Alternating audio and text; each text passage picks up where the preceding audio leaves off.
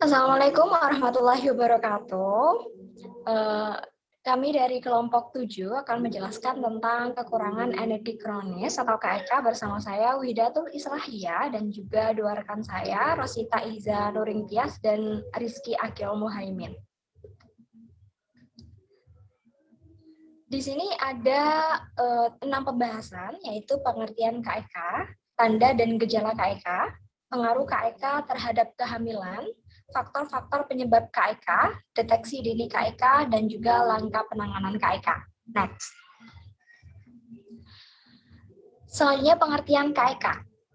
KEK adalah keadaan di mana ibu menderita kejadian kekurangan kalori dan protein atau malnutrisi yang mengakibatkan timbulnya gangguan kesehatan pada wanita usia subur dan juga pada ibu hamil. Nah, biasanya di Indonesia ini batas lila dengan resiko KEK adalah 23,5 cm. Jadi ketika nilainya sudah di bawah 23,5 cm, maka dia beresiko KEK. Dan biasanya untuk ibu hamil dengan resiko KEK ini diperkirakan akan melahirkan bayi BBLR, yaitu bayi yang beresiko berat badan lahir rendah, dan ini akan meningkatkan resiko kematian, gizi kurang, gangguan pertumbuhan, dan juga gangguan perkembangan anak. Next. Untuk tanda dan gejala KEK ini bisa dilihat dan diukur.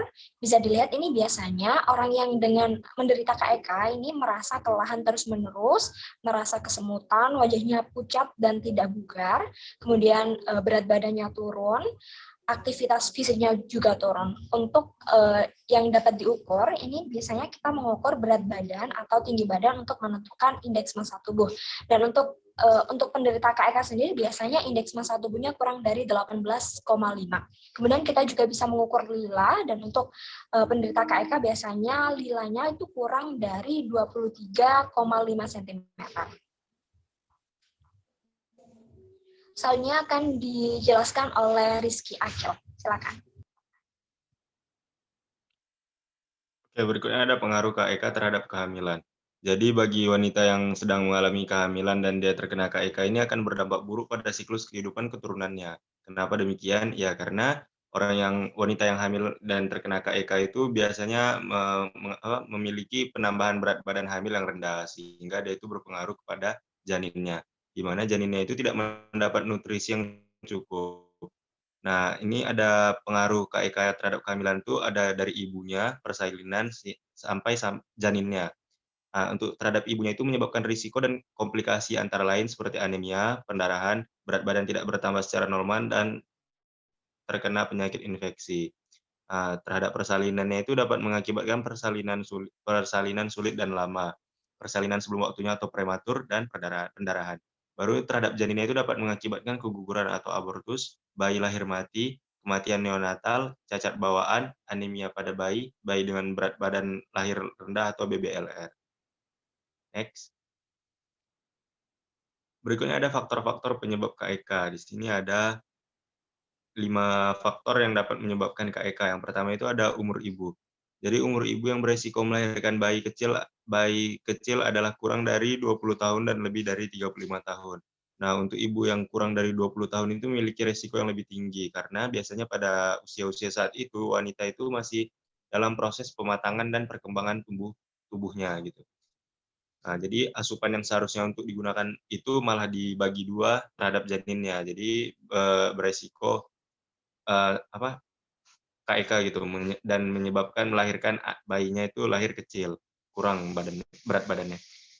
Baru yang berikutnya itu ada faktor pendidikan. Hal ini disebabkan karena faktor pendidikan dapat menentukan mudah tidaknya seorang untuk menyerap dan memahami pengetahuan gizi yang diperoleh. Di mana biasanya orang yang berpendidikan rendah itu, dia itu tertutup akan pengetahuan yang baru-baru dikenal olehnya gitu. Baru yang berikutnya ada status ekonomi. Status ekonomi ini berkaitan dengan daya belinya, di mana untuk yang memiliki pendapatan kurang itu berpengaruh terhadap daya beli keluarga tersebut.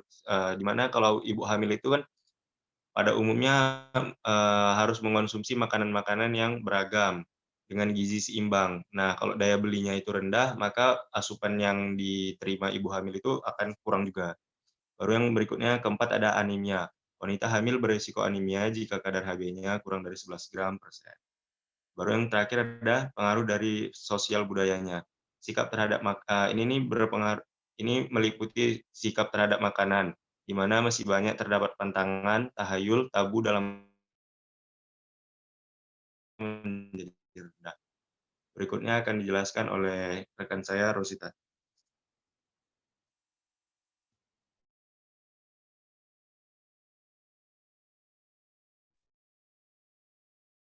Berikutnya ada deteksi dini dari KEK. Biasanya deteksi dini ini kita dapat dilakukan dengan mengukur lila. Nah, tujuan pengukuran lila ini mencakup masalah WUS baik pada ibu hamil maupun calon ibu atau remaja putri. Adapun tujuan lebih luas antara lain, yang pertama itu mengetahui resiko KEK pada WUS baik ibu hamil maupun calon ibu untuk menapis wanita yang mempunyai resiko melahirkan bayi berat lahir rendah. Yang kedua, meningkatkan perhatian dan kesadaran masyarakat agar lebih berperan dalam pencegahan dan penanggulangan KEK. Ketiga, mengembangkan gagasan baru di kalangan masyarakat dengan tujuan meningkatkan kesejahteraan ibu dan anak. Keempat, mengarahkan pelaksanaan kesehatan pada kelompok sasaran WUS yang menderita KEK. Yang kelima, meningkatkan peran dalam upaya perbaikan gizi WUS yang menderita KEK.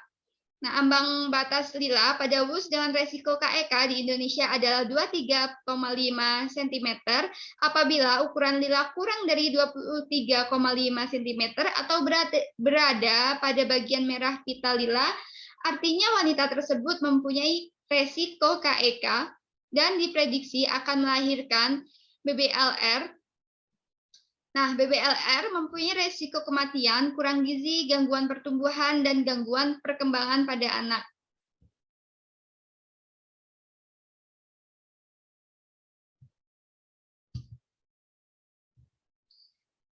Berikutnya ada langkah dari penanganan KEK. Yang pertama itu menganjurkan kepada ibu untuk mengkonsumsi makanan yang berpedoman umum gizi seimbang. Kedua, hidup sehat. Ketiga, tunda kehamilan. Dan keempat, memberikan penyuluhan mengenai gizi seimbang yang diperlukan oleh ibu hamil. Sekian presentasi dari kelompok kami. Apabila ada kesalahan, mohon maaf. Wassalamualaikum warahmatullahi wabarakatuh.